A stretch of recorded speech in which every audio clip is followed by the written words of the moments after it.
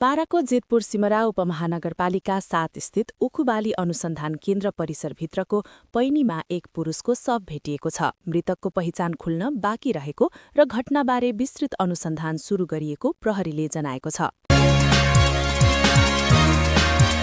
बारामा निर्वाचन सुरक्षामा खटिने निर्वाचन प्रहरीहरूका लागि अन्तर्क्रिया कार्यक्रम सम्पन्न भएको छ।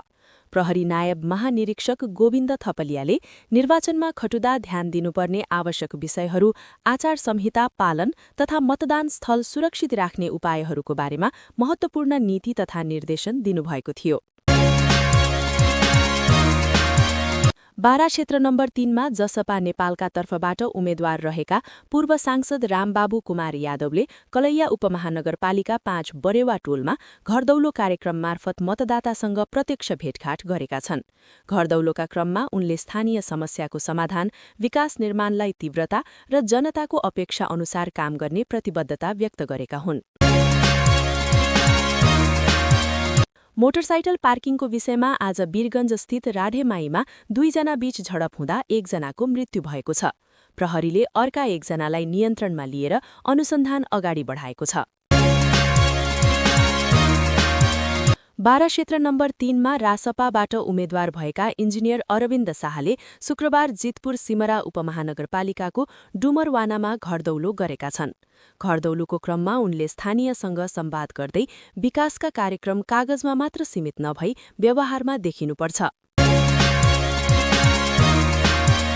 मकवानपुर प्रहरीले अवैध लागू औषध नाइट्राजेपाम ट्याब्लेट 570 थानसहित 2 युवकलाई पक्राउ गरेको छ। मेडिकल व्यवसायी दुर्गा प्रसाईका पक्राउ परेका छन्।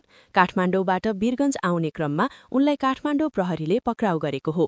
उनले वीरगञ्जमा कार्यक्रम गर्ने तयारी गरिरहेका थिए।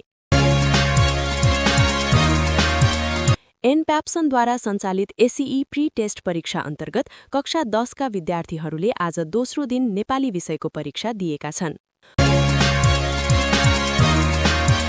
सर्वोच्च अदालतले नेपाल नागरिक उड्डयन प्राधिकरण क्यानका महानिर्देशक प्रदीप अधिकारीलाई पूर्वपक्षका लागि थुनामा पठाउने आदेश सदर गरेको छ।